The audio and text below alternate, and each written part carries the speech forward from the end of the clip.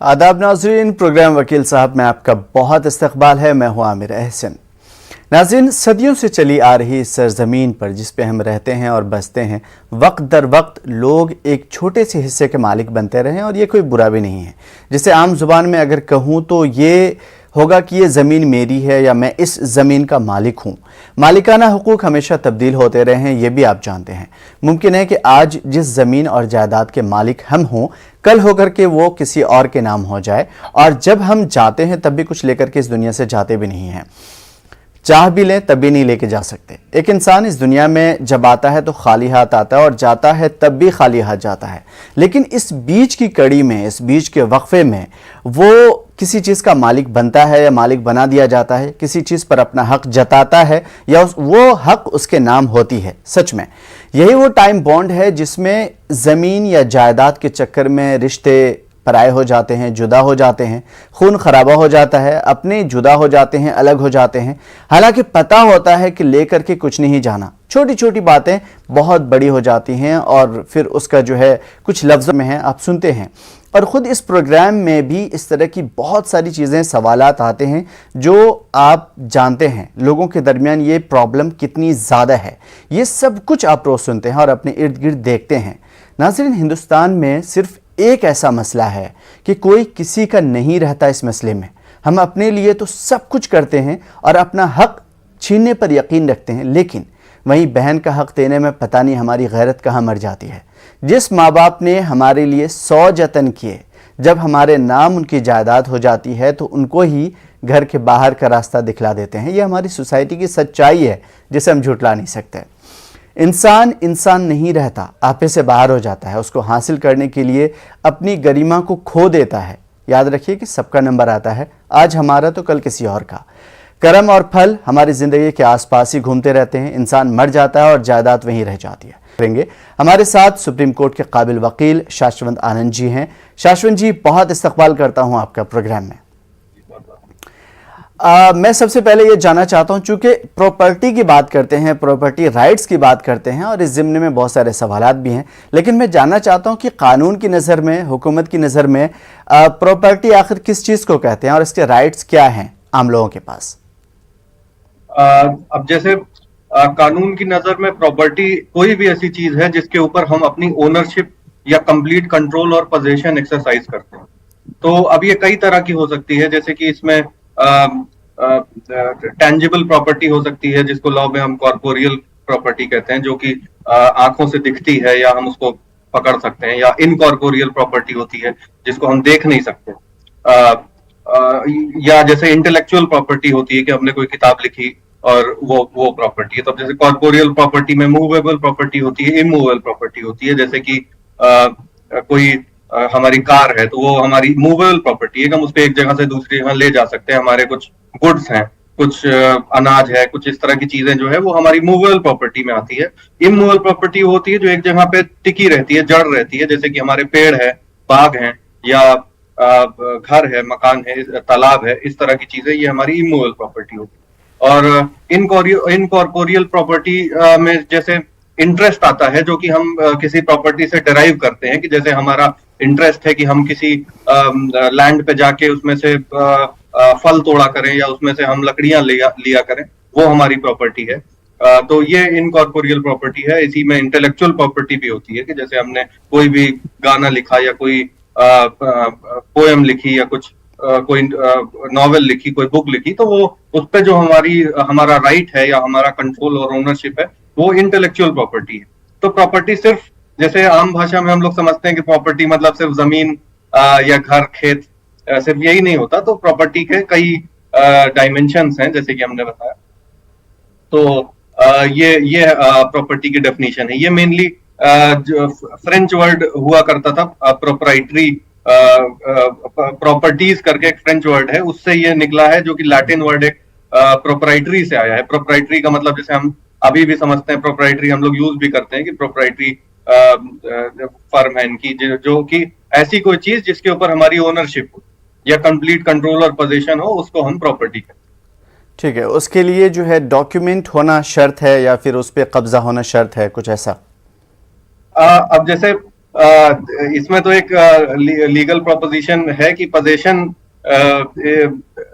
Is 9 point in law. तो मतलब अगर हमारी कोई चीज पोजेशन में है तो ये always presumption is in favour of possession, कि अगर मेरे हाथ में कोई सामान है या मेरे पास मेरे कब्जे में कोई प्रॉपर्टी है तो लॉ का प्रिजम्पशन हमेशा ये होता है कि ये मेरी ही हो तभी मेरे पोजेशन में।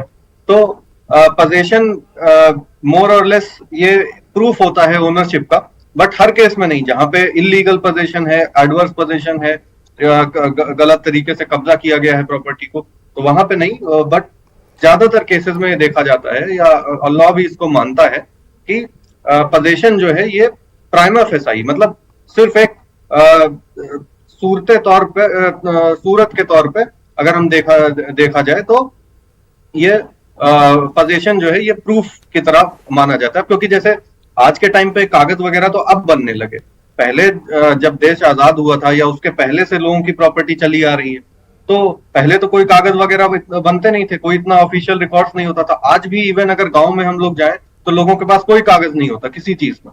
उनके पास ना कोई मकान नंबर का कागज है, ना अपना कोई घर का कागज है, ना कोई प्रॉपर्टी है, बस लोग बसे हुए हैं। तो ये कागज ही नहीं होता सिर्फ, अगर हम पोजेशन में है तो इसका मतलब वो प्रॉपर्टी हमारी है, अनलेस एंड अनटिल कोई डिस्प्यूट अराइज हो जाए कोर्ट में और प्रूव करना पड़े, ठीक तब है। फिर इसके बारे में बहुत ही तफसील से जानेंगे और नाजरीन को भी ये बता देना चाहेंगे कि आप कोई ज़रूरी नहीं कि प्रॉपर्टी के बारे में ही आप सवाल करें। कोई भी आपके जहन में सवाल है या किसी भी मसाइल से घिरे हुए हैं तो आप कॉल कर सकते हैं। नंबर फ्लैश हो रहे हैं आपके सिस्टम पे, आपके टीवी के स्क्रीन पे। हमारे साथ कुछ कॉलर जुड़े हुए हैं जो वकील साहब से बात करना चाहते हैं। हेलो जी सर। जी, नाम बताइए, कहाँ से बात कर रहे हैं? अनवार खान बहराइच से बोल रहे हैं, उत्तर प्रदेश। जी अनवार साहब पूछिए। सर हमारा मकान बना हुआ है, आज हो गए 25 साल की आवाज मेरे तक नहीं आ रही। मतलब पापा ने बनवाया था जी, तो उसका नक्शा नहीं पास करवाया था, मतलब जमीन के, मतलब नगर पालिका में इंदिराज है उसका व्यक्ति है कि उसका नक्शा नहीं बनवाया था, मकान हमने बनवा लिए थे। तो आपको दिक्कत तो नहीं है उसमें? नहीं पूछिए। जी सर, मतलब मकान बन गया है, उसका नक्शा नहीं बनवाया था, आज मकान बने 25 साल हो गए हैं। जी जी सर, तो उसे अब आगे चलते तो उसके लिए कोई दिक्कत तो नहीं है कि नक्शा नहीं है तो गैर कानूनी है या ओके। ये मैं ये पूछना चाहता हूँ अनवार साहब कि उस मकान में रहता कौन है? सर पापा रहते हैं, हम रहते हैं, हम के बेटे हैं। तो आप ये कहना चाह रहे हैं कि उसका नक्शा नहीं बना था, इस वजह से कोई गैर कानूनी समस्या तो नहीं आ सकती, ये पूछना चाह रहे हैं आप? जी सर, जी सर, जी। शाश्वत जी, इनकी आवाज मेरे तक नहीं आई तो हाँ, इन्होंने एक्चुअली ये जो है ये पूछना चाह रहे हैं कि इन्होंने घर बनवाया था इनके वालिद साहब ने 25 साल पहले, और तब से वो उस घर में रह रहे हैं, लेकिन इनका ये कहना है कि कोई मैंने नक्शा नहीं बनाया था, बस ऐसे ही घर बना दिया। ठीक है, तो क्या उसमें आगे चल कर के कोई मसाइल पैदा होंगे या कुछ इस तरह की चीज़ें आएंगी? मेरे ख्याल से शायद इनके घर के आसपास कोई सड़क निकल रही होगी या इस तरह की चीज़ें सरकारी तौर पे इनके जहन में आ रहा होगा कि ऐसा तो नहीं है कि कुछ नक्शे में कुछ और पास हो जाए या कुछ ऐसा हो जाए, ये जानना चाह रहे हैं। अच्छा। ये कहाँ से बोल रहे थे? ये बहराइच से बोल रहे थे। यूपी से बोल रहे थे।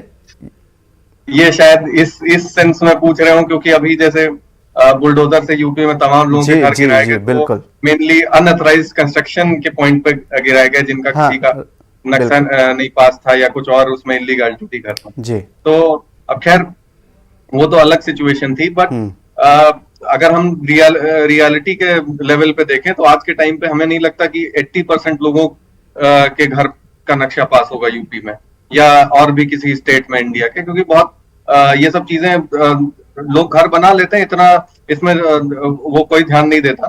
तो बट इसमें जो प्रोविजंस हैं, जहां पे जैसे कॉलोनीज बनती हैं, जो ऑर्गेनाइज्ड हाउसिंग जहां पे होती है, वहां पे लोग जरूर घर वगैरह का नक्शा बनवाते हैं, पर ज्यादातर केसेस में जहां कैजुअली लोगों ने कंस्ट्रक्शन कर लिया वहां पे ना कोई चेकिंग करता है, ना कोई नक्शा पास कराने जाता है, तो इस तरह की चीजें होती।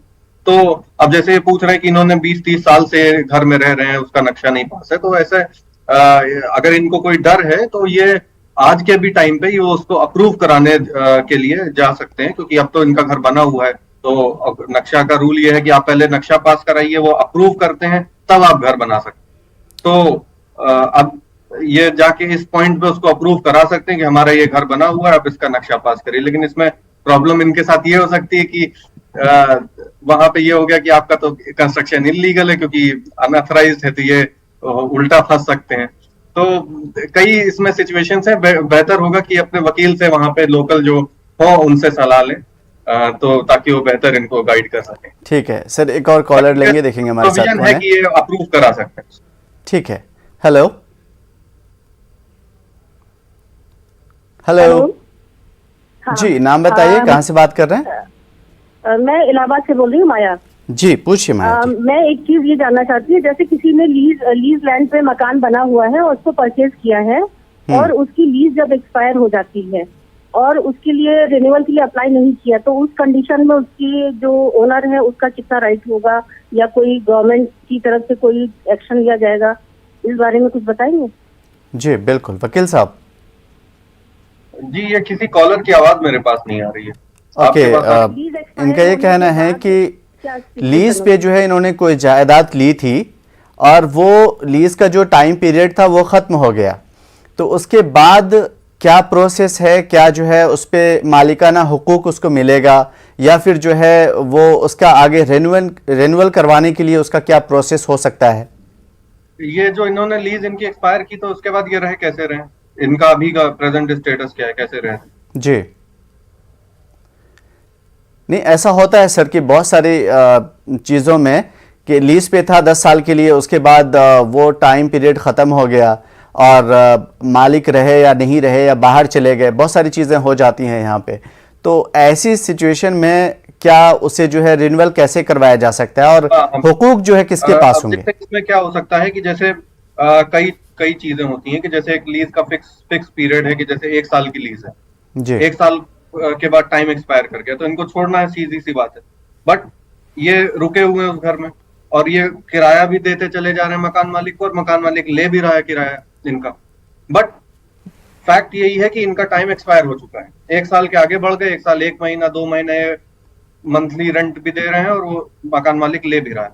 तो इसको बोलते हैं लीज बाई होल्डिंग ओवर, कि उस प्रॉपर्टी को होल्ड ओवर कर रहे हैं, उस पर रुके हुए हैं और किराया भी दे रहे हैं, मकान मालिक ले भी रहा है। तो ये मकान मालिक की एक तरह से डिस्क्रिशन पे है और उसके प्लेजर पे है कि ये होल्डिंग ओवर कर रहे हैं और किराया दे रहे हैं और मकान मालिक इनका पोजीशन को जस्टिफाई कर रहा है किराया ले। तो एक तो ये हो गया लीज बाई होल्डिंग ओवर। तो जैसे ये इन्होंने बताया कि ये इनका टाइम एक्सपायर कर गया, उसके बाद भी ये रुके हो सकता है, ये होल्डिंग ओवर से रुके होंगे, ये किराया दे रहे होंगे और मकान मालिक किराया ले रहा होगा, क्योंकि निकालने वाला मकान मालिक ही, अगर वो रोका हुआ तो कोई बात नहीं। और कई केसेस में ऐसा होता है जहां पे मकान मालिक ये चाहता है कि आपको किसी भी तरह कंपेल कर दे घर से निकालने के लिए जबरदस्ती। तो बहुत केसेस में ऐसा करते हैं, मकान मालिक को किराया लेना बंद कर देते हैं ताकि वो ये केस सेटअप कर सकें कि ये आपने 3 साल से किराया नहीं दिया या आपने इतने समय से किराया नहीं दिया, जबकि आप किराया देना चाहते हैं और आप किराया देने के लिए कॉम्पिटेंट तो सक्षम है। तो ऐसे केस में ये भी प्रोविजन है कि आप कोर्ट में जाके किराया आप जमा कर सकते हैं। अगर मकान मालिक लेने से मना करता है तो आप कोर्ट में जमा करा सकते हैं किराया। तो ये ऐसे केसेस हैं। इसके अलावा तो जैसे जो रिन्यूअल की बात है वो तो मकान मालिक, ये क्योंकि एक तरह का आपका आपसी अंडरस्टैंडिंग पे बेस करता है जो लीज है, और क्योंकि इन दी एंड मकान मालिक ही पर्सन है जो आपको उस घर में पजेसरी राइट देगा, रहने का राइट देगा। ठीक है। तो जब तक मकान मालिक से आपकी अंडरस्टैंडिंग नहीं है, अगर वो आपको नहीं देना चाहता, वो रिन्यूअल नहीं करना चाहता, तब तो कोई ठीक है। तरीका नहीं कि आप मैं उसको ये compel वकील कर साहब सकें। ज़रा सा मैं ये जानना चाहूँगा कि मान लीजिए कि मकान मालिक नहीं है, वो बाहर है, आ नहीं सकता, या फिर वो इस दुनिया में नहीं है, तो क्या एक लीज पे लेने वाला शख्स जो है उसको रिन्यूअल करवा सकता है? और अगर मान लीजिए कि वो ख़त्म हो गया, इस दुनिया में कोई और नहीं उस प्रॉपर्टी का मालिक, तो क्या वो जो लीज पे जो रह रहा है उसी का हो जाएगा वो जायदाद? नहीं नहीं, ऐसा नहीं होगा। अब जैसे वो मकान मालिक जो था, जैसे आपने कहा कि वो उसका अगर दुनिया में कोई नहीं है, तो भी थोड़ा कॉम्प्लिकेटेड सिचुएशन है कि उसका कोई होगा नहीं। जैसे अब फैमिली में अगर कोई प्रेफरेंशियल एयर नहीं है, उसका कोई डायरेक्ट कोई लड़के बच्चे उसके नहीं थे, तो हो सकता है उसके भाई हों और उसकी फैमिली में लोग हों, तो वो क्लेम करेंगे, उनका राइट उसमें बन जाएगा। अगर प्रेफरेंशियल एयर नहीं है तो जो रिमोट एयर्स हैं उनका राइट बन जाएगा। तो ये देखने वाली बात होगी कि राइट रिन्यूअल करवाने के लिए फिर ये कहाँ जाएं? तो ये इस केस में हमने वही बताया जैसे कि एक दो तरीके होते हैं, एक तो लीज बाय होल्डिंग ओवर, कि वो होल्ड ओवर करें, किराया देते रहें, रुके रहें और मकान मालिक लेता भी रहे। जी। अगर वैसा भी नहीं होता तो वो कोर्ट में जमा कर सकते हैं। अगर ठीक मकान है। मालिक किराया लेने से मना कर रहा है तो वो कोर्ट में जमा कर सकते हैं। बिल्कुल। बस एक और कॉलर ये- इनसे जोड़ेंगे उनको जल्दी जल्दी, ज्यादा से ज्यादा कॉलर को, ताकि ज्यादा से ज्यादा मसाइल हल हो सके। हेलो हाँ हेलो जी, नाम बताइए, कहाँ से बात कर रहे हैं? जी, मैं मोहम्मद अजीमुद्दीन बोल रहा हूँ मधुबनी बिहार से। जी अजीम, पूछिए। जी, कहना है सर कि एक जमीन हमारे दादाजी हमारे माँ को रजिस्ट्री किए हुए हैं जी। और वो जमीन हमारी माँ के कब्जे में अभी नहीं है, इसमें दूसरे आदमी उस पर रह रहा है काफी दिनों से। ठीक है। जो वो वाला बता रहा है कि हमारे खतियान खुल गया है मेरे नाम से नया सर्वे में, ठीक है। तो जिसके बिना पर हम चाहते हैं कि उसको हम दखल करें।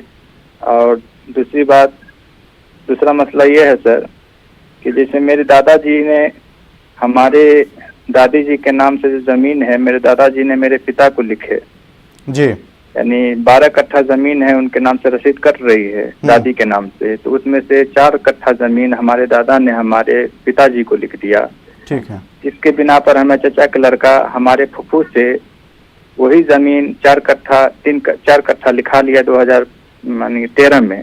जी। अब वो उस पर दखल करना चाहता है, तो जब बाप ही सबका बाप मानी दादा हमारे जो 4 उनके लड़के बच्चे हुए, जब वही लिख करके चले गए हैं तो फिर इनका फुफ्फो का लिखना राइट बनता है या नहीं, मालिकाना हक है या नहीं, तो इस वो सिलसिले में पूछना था सर। ओके, वो जमीन जो आपने बताई वो जो है आपके वालिद साहब के नाम थी, 4 कट्ठे?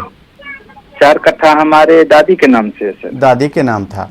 लेकिन दादा ने हमारे वालिद साहब को 4 कट्ठा लिखा है उनके देहांत के बाद, दादी के इंतकाल के बाद। ठीक है। तो वो जमीन आप ये पूछ रहे हैं कि जो जमीन है हमारी दादी के नाम पे वो किसका होगा? जी ठीक है यानी वकील साहब। दादा ने हमारे पिताजी को यानी हमारे वालिद साहब को लिख दिया ठीक है। 85 ईस्वी में। वो 2013 में फिर वही जमीन हमारे फुफ्फू से लिखवा लिया है हमारे चचा का लड़का ने। चलिए, अच्छी बात है। मैं इसको जो है वकील साहब तक पहुंचाने की कोशिश करता हूं। इन शॉर्ट, वकील साहब इन्होंने पूछा है कि ज़मीन जो है कुछ मुद्दत पहले इनके दादा ने इनकी माँ के नाम किया था और अब वो कब्ज़ा किसी और के इस सुपुर्द है, कोई और उस पर कब्ज़ा कर रखा, ये वापसी चाहते हैं। पहला सवाल इन्होंने ये पूछा। और दूसरा सवाल इन्होंने ये पूछा कि इनके दादा ने कुछ ज़मीन इनके वालिद साहब के नाम की थी और वो ज़मीन जो है उनके दादी के नाम की थी, माफ़ी चाहता हूँ, और वो ज़मीन अब ये वापस चाहते हैं। तो दोनों सूरत में क्या होगा? ये कब्जा दूसरों ने कब से किया है उसको? कह रहे हैं कि काफ़ी मुद्दत से जो है उनका कब्ज़ा है, हालांकि वो ज़मीन जो है इनकी वालिदा के नाम पे है। अच्छा, वो किसने दूसरे से, आपने बताया कि किसी और से लिखा लिया है उसको? दूसरी सिचुएशन में यह है कि उनकी दादी के नाम पे जो है इनके दादा ने ज़मीन किया था और अब फुप्पू वगैरह का हक उस पे है, मतलब फुप्पू वगैरह वो ज़मीन पे मालिकाना हक रखती हैं। तो उसमें जो वालिद साहब के नाम 4 कट्ठा किया था दादा ने, यानी उस दादी के हक में से 4 कट्ठा इनके वालिद साहब को मिला था, तो वो 4 कट्ठा वापस चाहते हैं। इसके बारे में क्या है? तो जैसे लिखा लिया का मतलब वसीयत से लिखा लिया, इनका ये कहना है? नहीं, असल में इनके दादा ने इनकी दादी के नाम भी किया और 4 कट्ठा उसमें से, यानी 12 में से 4 कट्ठा इनके वालिद साहब के नाम भी किया। तो हाँ। वो ज़मीन जो है वो ज़मीन भी उन्हीं के इसमें है, यानी मालिकाना हक अभी तक इनको मिला नहीं है। इनके वालिद साहब मान लीजिए कि नहीं है और हाँ। उस पर कब्जा इनकी फूफू का है, यानी कि दादी की बेटी का, तो वो जो है ये वापस चाहते हैं। बिल्कुल बिल्कुल। तो अब जैसे इन्होंने जैसे बताया कि वो इनके जो है वालिद के नाम पे था, तो अब जहां तक हम अज्यूम कर रहे हैं तो वो वसीयत के थ्रू ही किया होगा उन्होंने। तो अब जैसे जो अब इनके फादर के तो यही डिसेंडेंट हैं, तो अब सीधी सी बात है उस पर हक तो इन्हीं का बनेगा। तो अब जहां जैसे बात आई कि एडवर्स पोजीशन की, कि किसी और ने कब्जा कर रखा है, तो अब कब्जा कर रखा है तो अब कब्जा इनको उससे छुटवाना है उसको, ताकि प्रॉपर्टी इनको मिल सके। और साथ ही साथ ये अब जैसे दूसरे का कब्जा अगर इनके कब्जे में होती तो बात अलग थी, लेकिन अब दूसरे का कब्जा है तो ये भी जरूरत पड़ती है कि ये डिक्लेयर कराएं खुद को ओनर उसका, ये जो वसीयत वगैरह पे रिलाई करके। तो अब इनको जरूरत है कि एक सूट फाइल करें ये डिक्लेरेटरी डिक्री के लिए कि इनको डिक्लेयर किया जाए कि ये उस प्रॉपर्टी के मालिक हैं, और उसी में कॉन्सिक्वेंशियल रिलीफ भी इनको मांगना पड़ेगा कि जो प्रॉपर्टी का पोजीशन है वो इनको हैंड ओवर कराया जाए।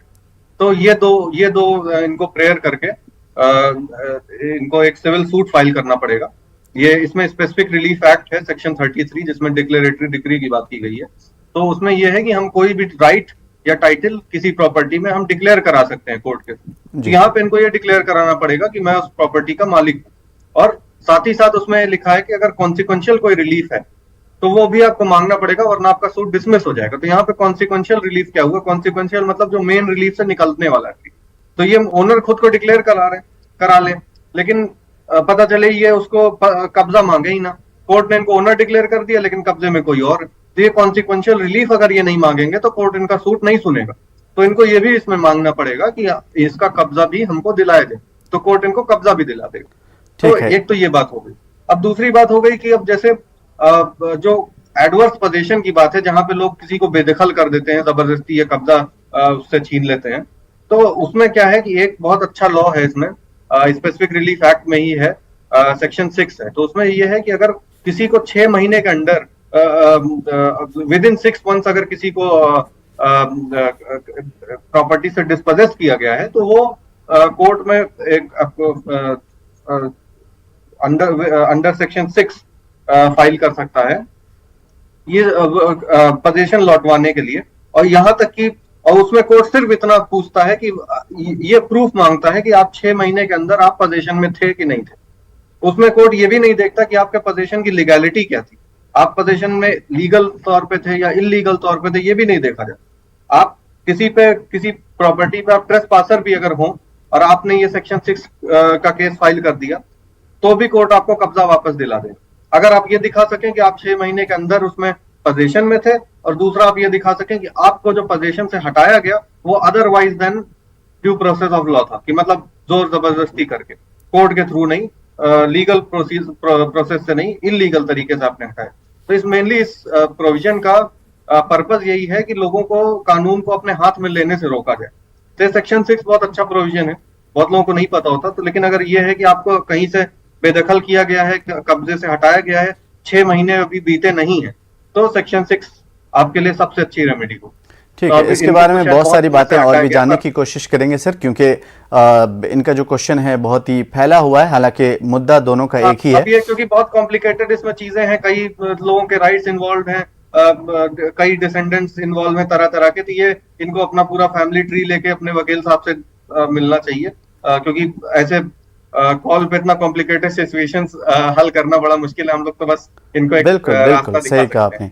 तो और भी बहुत सारी क्वेश्चंस, बहुत सारे सवालात जो आपके वकील साहब के नज़दीक हम रखेंगे, आप भी पूछ सकते हैं, लेकिन इस वक्त थोड़े से वक्फे के लिए रुकेंगे, जल्द होते हैं हाजिर। इस्तकबाल है एक बार फिर से आप सभी का प्रोग्राम वकील साहब में। ढेर सारी बातें, ढेर सारे सवालात, ढेर सारे मसाइल, और मसाइल का हल एक ही प्रोग्राम वकील साहब, जहां पे एक सीनियर वकील आपके दरमियान मौजूद होते हैं और आपके हर मसाइल का जवाब देते हैं। अभी वकील साहब से हम फिर से जो है सवालात की तरफ आएंगे, लेकिन उससे पहले कुछ कॉलर्स हैं जिनसे हम पहले बात कर लेना चाहते हैं, ताकि उसके बाद आगे के क्वेश्चंस रख सकें। हेलो हेलो, मेरे ख्याल से हमारी आवाज़ नहीं जा रही है कॉलर्स तक, तो दोबारा आप कॉल कर लीजिए। वकील साहब, ये जो आपने बताया, ठीक है, आपने बहुत ही कम शब्दों में बहुत सारी चीज़ें बताई, लेकिन मैं ये जानना चाहता हूँ कि अक्सर ऐसा होता है कि लंबे समय से कब्ज़ा होता है और फिर उसको जो है आदमी समझता कागज़ तो मेरे पास है, कब्ज़ा किसी और का है, 15-20 साल 30 साल गुजर जाते हैं, तो क्या ऐसी सूरत में दोबारा उसको जो है मालिकाना हुकूक मिल सकते हैं? इम्पोर्टेंट सवाल है, क्योंकि बहुत सारे कॉलर्स भी हम ये देखते हैं कि ये इसी प्रॉब्लम से गुजर रहे हैं, कि वो हमेशा बताते हैं कि 20-30 साल हो गए, मतलब छोटा मोटा साल भी नहीं, 20-30 साल की बात बता।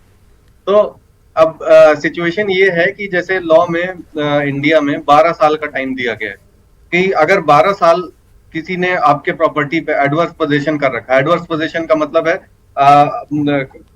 आपका कॉन्ट्रेरी पोजीशन है, वो उसने जबरदस्ती उस पर कब्जा कर रखा है। तो 12 साल अगर किसी का कब्जा है, 12 साल बीतते ही वो प्रॉपर्टी लॉ में उसकी हो जाती है, पर उसमें कुछ कंडीशंस हैं कि जैसे उसका पोजीशन हॉस्टाइल होना चाहिए। हॉस्टाइल का मतलब है कि वो जबरन उसने कब्जा किया हो और आपको आपके हॉस्टाइल हो, मतलब ये नहीं कि आप ही ने उसे दिया होगा या कि कोई आपका आपके लाइसेंस पे कोई रह रहा है, इस तरह नहीं, हॉस्टाइल होना चाहिए। दूसरा वो कंटिन्यूअस होना चाहिए कि लगातार उस पे वो विदाउट ब्रेक वो 12 साल से ज्यादा उस पे प्रॉपर्टी पे कब्जा बनाए हुए है। और इसके साथ ही साथ उसका जो पोजीशन है वो हॉस्टाइल हो, कंटिन्यूअस हो और एज अ ओनर हो, वो उसको ऐसा ट्रीट करे प्रॉपर्टी को कि जैसे वो खुद ओनर है। और उसके कंडक्ट से दिखना चाहिए कि जैसे वो जो टैक्सेस हैं वो पे कर रहा है इस तरह से, और जो प्रॉपर्टी से रिलेटेड जो चीजें हैं वो उसको कर रहा है, मतलब एज अ ओनर वो उस प्रॉपर्टी को ट्रीट कर रहा है। तो ये तीनों चीजें अगर कंडीशन सेटिस्फाइड होती और अगर कोई इंसान किसी प्रॉपर्टी पर कब्जा किए हुए 12 साल से ज्यादा टाइम बिता लेता तो प्रॉपर्टी उसकी हो जाए। कागज आपके पास होंगे but by adverse position they are now the owner, ये हमारे यहाँ रूल है। तो इसमें फिर आप कितना भी कोर्ट आप जाइए, कितना भी आप कागज दिखा लीजिए, फिर आपको प्रॉपर्टी नहीं मिलेगी, क्योंकि बाई एडवर्स पोजीशन किसी ने उस पर कब्जा करके 12 साल से रखा हुआ है। बिल्कुल। अब इसका एक रीजन है, कोई ये सोचे कि तो बड़ा इमोरल है लॉ, ऐसा क्यों बन गया, ये इसलिए इसका रीजन ये है कि ज्यादातर जो एक्टिव पर्सन्स हैं या जो जागरूक हैं, वो तो अपनी प्रॉपर्टी को 12 साल किसी और को नहीं रखने देंगे, वो तो तुरंत कोर्ट में जाएंगे, कभी उस प्रॉपर्टी को इस तरह से नहीं होने देंगे। बट कहीं कहीं ऐसे होता है कि जहां पे जैसे आपने कहा कि मालिक मर गया या लोग बाहर रहते हैं, उनको कोई अता पता ही नहीं कि हमारी प्रॉपर्टी से क्या है क्या नहीं है, और प्रॉपर्टी वो यहाँ पे सड़ रही है, बर्बाद हो रही है। तो कोई प्रॉपर्टी ताकि अनइकोनॉमिकल ना हो जाए, उसकी जो है इकोनॉमिकल वैल्यू जो है वो खत्म ना हो जाए या वो खराब ना हो जाए, वो प्रॉपर्टी जो है यूजलेस ना हो जाए पूरी तरीके से, वो प्रॉपर्टी का जो इकोनॉमिकल वैल्यू है वो चलती रहे, क्योंकि वो उसकी ये वैल्यू जो है ये गवर्नमेंट के लिए भी इंपॉर्टेंट है, क्योंकि गवर्नमेंट की भी इससे कमाई होती है और प्रॉपर्टी की इकोनॉमी से। तो ये ताकि जो उसकी वैल्यू है वो खराब ना हो जाए, ताकि उसको हर टाइम कोई ना कोई उसके पे कब्जे में रहे और हर टाइम कोई ना कोई उस पे टैक्स पे करे, और जो उसके एज अ ओनर जो बेनिफिट्स हैं वो ले और जो राइट्स और ड्यूटीज हैं वो फुलफिल करे। इसके लिए ये प्रोविजन बनाया गया है कि 12 साल अगर कोई उस पे रहता है इन 3 कंडीशंस में, कि एज अ ओनर उसको ट्रीट करे, कंटिन्यूअस पोजीशन हो और हॉस्टाइल पोजीशन हो। ये तीनों कंडीशंस अगर वो पूरी करता है तो वो 12 साल बाद वो ओनर बन जाए। चलिए, अच्छी बात है। और भी इस ज़िम्न में सवालात लेंगे, देखेंगे हमारे साथ कुछ कॉलर जुड़े हुए हैं जो आपसे बात करना चाहते हैं। हेलो जी, नाम बताइए, कहाँ से बात कर रहे हैं? जी, मैं दिल्ली से बात कर रहा हूँ, मेरा नाम है पंकज जी। हमारी जो प्रॉपर्टी है वो है यूपी में, इलाहाबाद में। हमारे भाई ने उस पर कब्जा कर लिया है। मेरे जो पिताजी उन्होंने 2 शादियां कर ली थी। अब जो पहली बीवी का जो बेटा है वो हमको ना उस प्रॉपर्टी में जाने देता है, ना हमको उस पर कोई प्रॉपर्टी पे हक देता है। तो ऐसी सूरत में क्या किया जाए? वो तो हमको कहता है हम उनके बच्चे ही नहीं है, तो हमको क्या हमारे पिताजी की प्रॉपर्टी में हिस्सा नहीं मिलेगा? कहाँ जाएंगे हम लोग? बिल्कुल वकील साहब, आप तक आवाज आ रही है? नहीं। कोई बात नहीं। मैं ये बताना चाहूँगा कि इस तरह की चीज़ें वाकई आपके जज्बात अपनी जगह हैं, लेकिन जो कानून कहता है उसके बारे में हम जानकारी लेंगे। असल में इनका ये कहना है कि इनके वालिद साहब ने 2 शादी की, यूपी में इनकी प्रॉपर्टी है, इनके वालिद साहब वहीं रहते थे, लेकिन अब ये लोग दिल्ली में रहते हैं और पहली वाली बीवी से जो बच्चे हैं उनका वहाँ पे हक है, यानी कि उनका कब्जा है। तो अब इन लोगों को बेदखल किया हुआ है, कोई राइट्स या कोई जायदाद में कोई हिस्सा नहीं दिया है। तो क्या ये वो राइट्स वापस ले सकते हैं? इनके जो हक हैं वालिद साहब में, क्या ले सकते हैं ये लोग? क्या इनके वालिद अभी जिंदा हैं? नहीं, इनके वालिद साहब जिंदा नहीं हैं, लेकिन इनके वालिद साहब की दोनों बीवियों के बच्चे जो हैं वो अभी हैं, और पहली बीवी के बच्चों का कब्जा है जमीन पे या जायदाद पे। अच्छा। तो ऐसे केस में तो इन्हें जो पार्टीशन है वो कराना पड़ेगा, घर का बंटवारा कराना पड़ेगा, क्योंकि राइट्स तो सबके हैं। ऐसा नहीं आप कह सकते कि सिर्फ उनके राइट्स हैं या सिर्फ इनके राइट्स हैं, राइट्स तो सबके हैं। तो अब ऐसे केस में राइट्स का डिटर्मिनेशन कराना पड़ेगा, जो कोर्ट करेगा कि कितना शेयर किसका है प्रॉपर्टी में।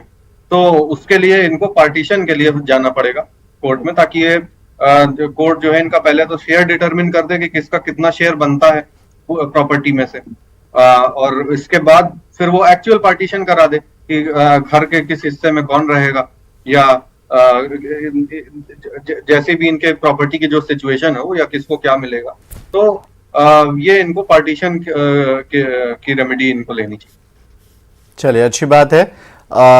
इस ज़िम्न में बहुत सारे क्वेश्चंस हैं जो मैं जानना चाहता हूं आपसे, लेकिन उससे पहले एक वक्फा लेंगे और जल्द होते हैं हाजिर। एक बार फिर से इस्तकबाल करता हूं आप सभी का प्रोग्राम वकील साहब में। यहाँ पे ढेर सारे सवालात हैं, ढेर सारे मसाइल हैं और ढेर सारी बातें हैं। वकील साहब बहुत ही शॉर्ट एंड स्वीट अंदाज में आपको सारे मसाइल का हल बता रहे हैं। हमारे साथ कुछ कॉलर जुड़े हुए हैं, बात करेंगे। हेलो, कलकत्ते से बोल रहा हूँ जी, नाम बताइए। मोहम्मद नाम करीम जी, पूछिए जनाब। कलकत्ते के अंदर 2 तरह की जमीन होती है। एक खास जमीन होती है ओन, और एक होती है ठेका टेनेंसी की। ठेका टेनेंसी की जिसका पर गवर्नमेंट का कंट्रोल होता है जी, उस पर स्ट्रक्चर बनता है, बिल्डिंग बन जाती है। समझ गए जी, समझ गए। अगर वो उसमें मैं उसका लैंडलॉर्ड हूँ, अगर वो डिफॉल्ट होता है तो उसको वो क्या रेंट कंट्रोल में रेंट जमा कर सकता है टेनेंट? ठीक है। एक सवाल, यानी आप उसे रेंट पे देना चाहते हैं या बेचना चाहते हैं? ना रेंट नहीं दे रहा है उसको, तो डिफॉल्ट हो गया है, तो उसी सूरत में क्या होगा? वो रेंट कंट्रोल में जमा कर सकता है ठेका टेनेंसी की जमीन का? अच्छी बात है। वकील साहब, आप तक आवाज आ रही है? रेंट कंट्रोल अप्लाई करता है कि नहीं करता है? एक हुआ। दूसरी बात यह है कि एक टेनेंट है मोहम्मद नसीम एंड सन्स, मोहम्मद नसीम का डेथ हो गया है, तो अब उस हालत में किसके नाम में बिल होगा? वकील साहब, इन बारीकियों को आप ही समझ रहे होंगे। हाँ, अब जैसे इन्होंने कुछ बताया, कुछ चीजें कम सुनाई दे रही थी, पर जितना हमें सुनाई पड़ा, वो जैसे इन्होंने, इनका ये सवाल है कि वो क्या उसमें अगर डिफॉल्ट कर रहा है पेमेंट में, तो क्या रेंट कंट्रोल में उसको जमा कर सकते हैं कि नहीं है रेंट? पेमेंट में डिफॉल्ट नहीं है, इनको लगता है, हमें लगता है ये मकान मालिक ले नहीं रहा है पैसे। नहीं, असल में इन्होंने ये कहा कि जो 2 तरह की जमीन होती है सर, या 2 तरह के जो घर होते हैं, सरकार जो किसी शख्स के नाम करती है घर, तो इनको वो घर है जो सरकार ने इनके नाम कर रखा है। उसी के बारे में पूछ रहे हैं, उसी के रेंट के बारे में।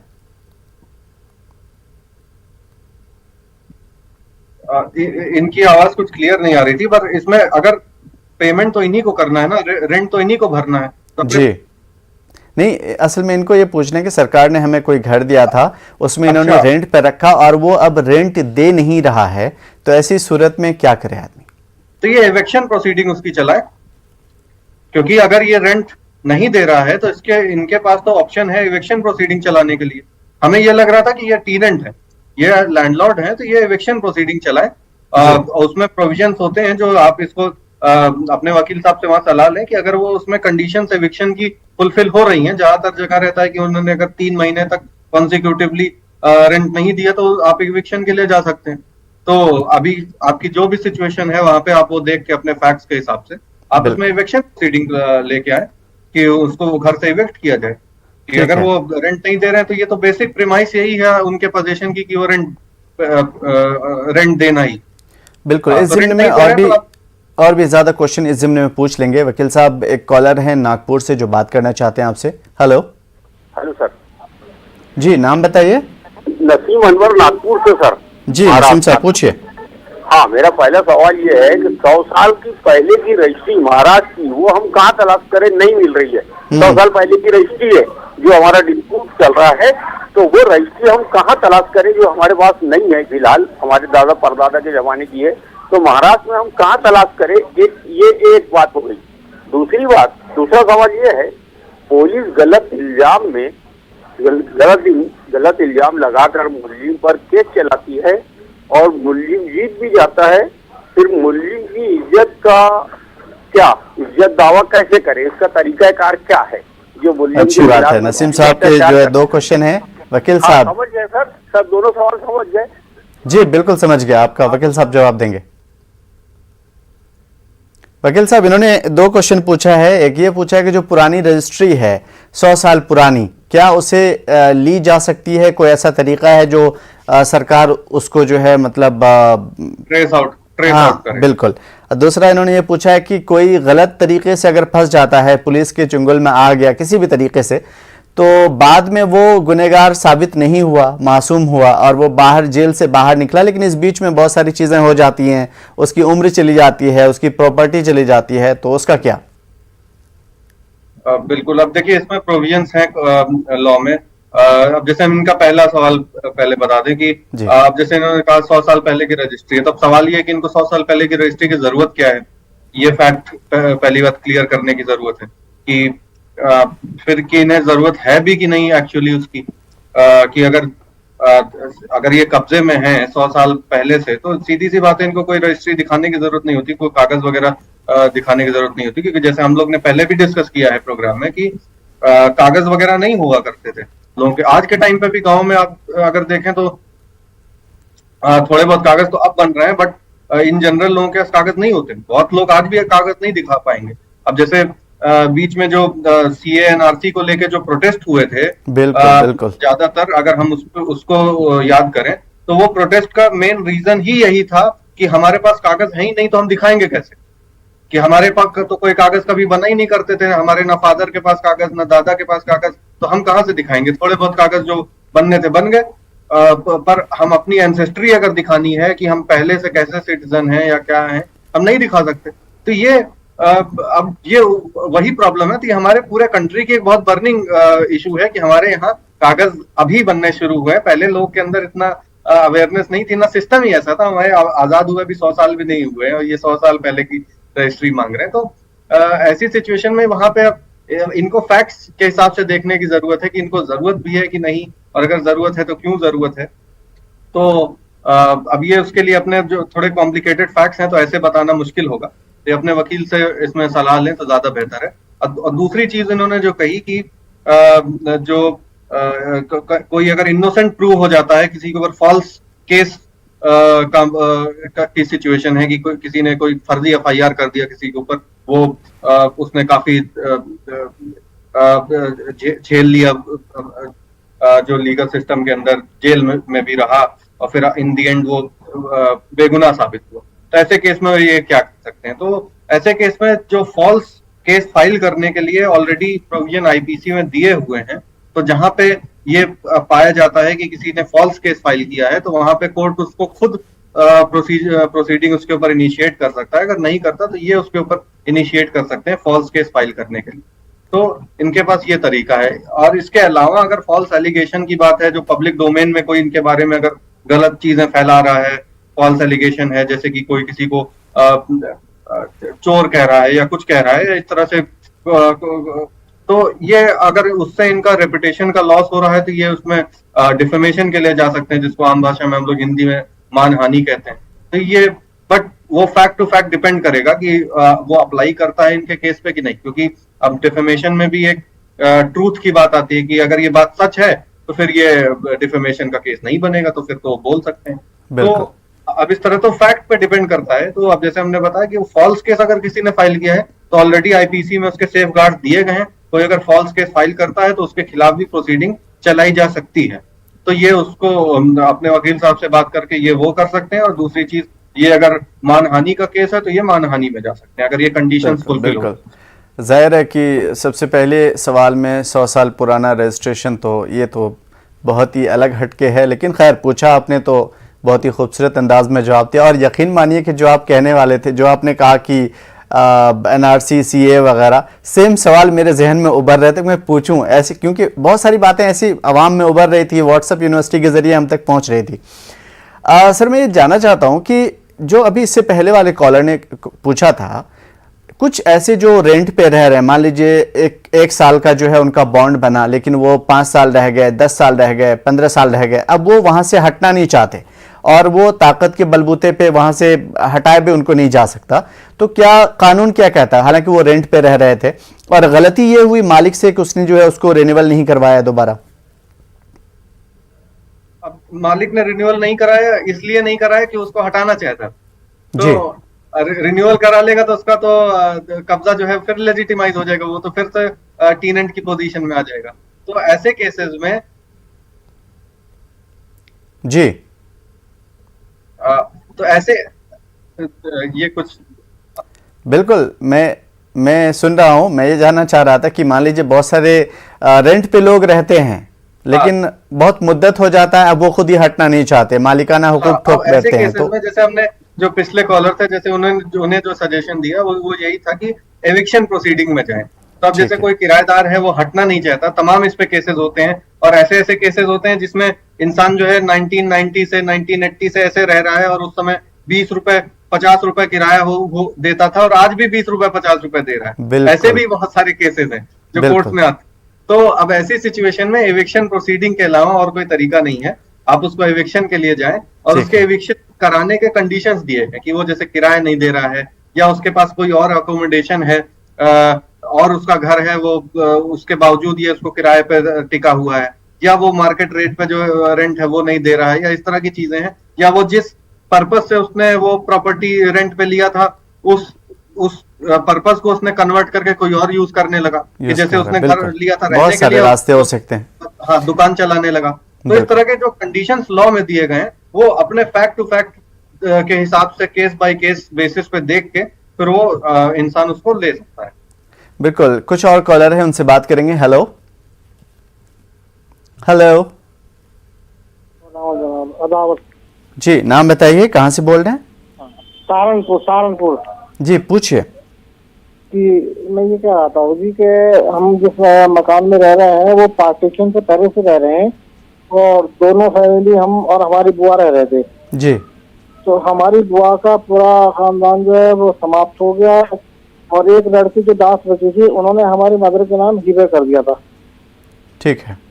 अब बुआ की लड़की की डेथ हो गई, जब वो हिबे कर दिया तो फिर मदर ने केस कर दिया था डिक्लेरेशन का हमारे ऊपर। जब हमने डिक्लेरेशन का केस को चुका, हमने कहा भाई हमारी कोई प्रॉब्लम नहीं है, डिक्लेरेशन कर दिया जाए, तो कोर्ट में लोक अदालत में मदर के नाम डिक्लेरेशन डिग्री बना दी थी, लेकिन कोर्ट ने उसमें एक चीज The person you are ठीक speaking है। with वकील साहब, क्या आप तक वाज़ेह तौर पे सारी बातें पहुंच सकी?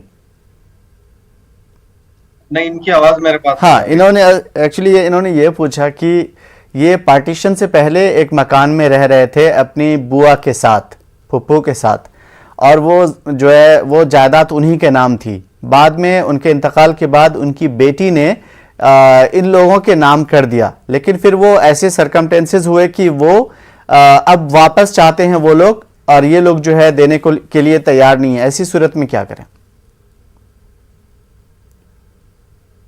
कागजी तौर पे इनकी फुप्पू की औलाद ने जो है इन लोगों को नहीं दिया था, बस बोल दिया था कि हाँ ठीक है अब आप लोग इसमें रहो। अब इनके पास भी कागज नहीं है, उन लोगों के पास भी कागज नहीं है, हालांकि पार्टीशन से पहले का घर बता रहे हैं ये। तो क्या ऐसा कोई है कि, लेकिन इन्होंने ये खुद भी कबूला है कि वो जायदाद मेरी नहीं है, वो फुप्पू की थी, उन्होंने मुझे दे दिया था। बिल्कुल बिल्कुल। तो अब इस केस में ये थोड़े कॉम्प्लिकेटेड फैक्ट्स आ गए। जैसे हम लोग ने एक एडवर्स पोजीशन पे भी डिस्कस किया जी कि बिल्कुल। 12 साल अगर कोई किसी प्रॉपर्टी पे कब्जे में है, और वो 3 कंडीशंस फुलफिल होती हैं कि अपने हॉस्टाइल पोजीशन हो, एज अ ओनर हो, जी। और कंटिन्यूअस पोजीशन हो, तो उसमें उसकी हो सकती है। तो अब इस केस में देखने वाली बात है कि इनका पोजीशन हॉस्टाइल एडवर्स है कि नहीं। तो अब इसमें बाकी कंडीशंस तो फुलफिल हो रही कि ठीक है, एज अ ओनर ये उसको ट्रीट कर रहे थे, कंटिन्यूअस पोजीशन में है, ये बहुत पहले से है, पर इनका पोजीशन हॉस्टाइल नहीं है, कि ये कंडीशन इसमें नहीं आएगी, क्योंकि ये तो खुद बता रहे हैं कि ये उन्होंने ही इनको दिया, तो ये उनके रहमो करम पे ही ये लेके एक तरह से रह रहे थे। तो इनका पोजीशन हॉस्टाइल नहीं है, इन्होंने जबरन इसको कब्जा नहीं किया, तो एडवर्स पोजीशन में तो इनको नहीं मिलेगी। अब सवाल ये है कि उनके पास भी कागज नहीं है, इनके पास भी कागज नहीं है, जी। तो अब ऐसे केस में बहुत कॉम्प्लिकेटेड फैक्ट्स आ जाते हैं। तो ये कोर्ट को डिसाइड करने की बात होगी, क्योंकि प्रीपॉन्डरेंस, जब ऐसी सिचुएशन आती है तो प्रीपॉन्डरेंस ऑफ प्रोबेबिलिटी पे केस डिसाइड होता है। अब प्रीपॉन्डरेंस ऑफ प्रोबेबिलिटी क्या होता है? जैसे कि दोनों साइड अपना एविडेंस लीड करेगा, अपने फैक्ट्स देगा, पर जिस साइड का जो स्केल है, जो वेट ज्यादा होगा एविडेंस का, उस साइड कोर्ट डिसाइड फैसला देगा। तो ये प्रीपॉन्डरेंस ऑफ प्रोबेबिलिटी कहते हैं, हम बड़ी आम भाषा में समझा रहे हैं ये टेक्निकल चीजों को। बिल्कुल बिल्कुल।